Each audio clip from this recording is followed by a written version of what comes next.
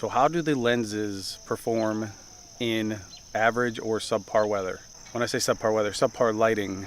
That's what this whole video is going to be about. I'm going to show you the Canon 24mm, the Canon 50mm, Canon 10 to 18mm, and the Sigma 18 to 35mm.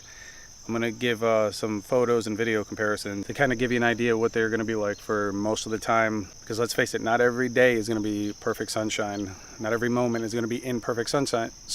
So you want to know what lens you're going to need in that situation. So hopefully this could help. So let's get started.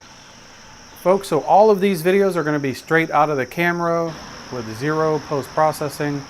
And they're all filmed at 1080p at 60 frames a second with the T7i. Folks, the 24mm might be the easiest lens to use in just about any situation. It gives you great pictures and excellent video quality. And it's so small, it's very inexpensive, just an excellent all-around lens.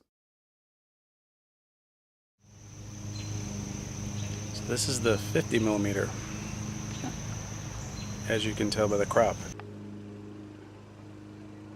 So not only is the 50mm one of the cheapest Canon lenses you can buy, but I call it the learning lens because if you are used to the kit lens and you switch over to the Canon 50mm at f1.8, the kit lens I believe is f4, it forces you to get out of auto and play with the aperture priority and start to learn aperture, which eventually will lead you into shooting full manual. And that's where you want to get to at some point.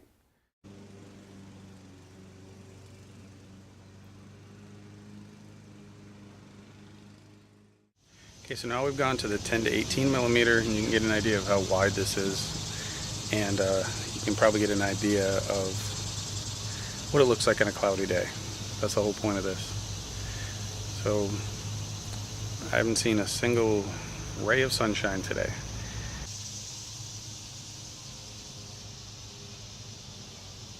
So the Canon 10 to 18mm gives you this super wide angle. However, the downside is that it's awkward to use. It makes your photos look a little bizarre sometimes, even distorted. So what I found that works really well is I use that in my composition of the photo. Now, I don't know if that's right, but that's what I do, and I tend to get results that I'm happy with. It is definitely not a lens that you would use in an everyday situation like the 24mm or even the Sigma 18 to 35. Now, don't forget, coming in at f4.5, you do need good lighting for video. Like I've said in past videos, with photos, you can work on that a lot more in post-processing. Video post-processing is a lot more involved and takes a lot more time and space, but for photos, the 10 to 18mm is very simple to eliminate a lot of that grain in post-processing. So don't let that deter you.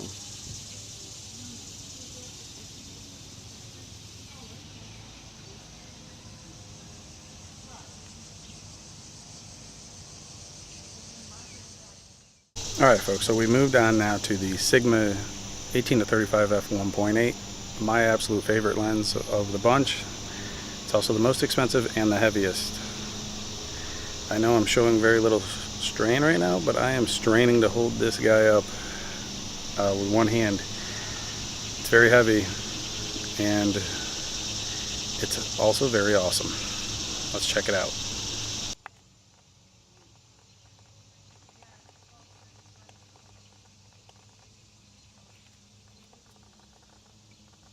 Okay, so I cannot stress enough how awesome this Sigma lens is.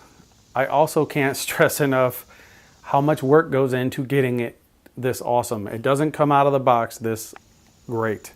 It takes a lot of micro adjusting. You have to buy a Sigma dock. You have to spend hours with micro adjusting the autofocus to match your camera and your style.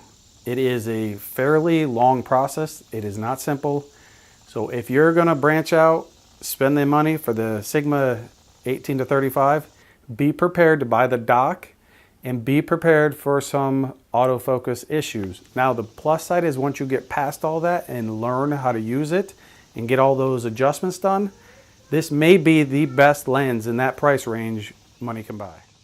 Well, I think I'm going to end it here at the 18 to 35. You know, one of the things I love about these cloudy days is that it makes me look a lot better and younger, I think, because it's kind of that diffused light. So I don't know, but I think it's important to see the difference, because when you're comparing a lens in perfect sunlight, almost every lens is going to look pretty good. It's when you get into those kind of darker situations where the light, it might struggle in low light, that you really need to pay attention, because your footage can go from, you know, it can get really bad really fast.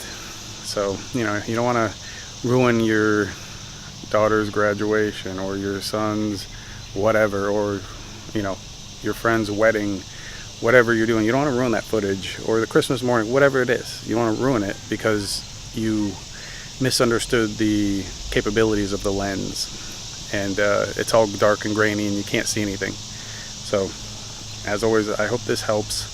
And if you want to check any of these lenses out, I'll put them in the description below for the pricing and all that stuff. But all right, well, thank you for watching, and have a fantastic day.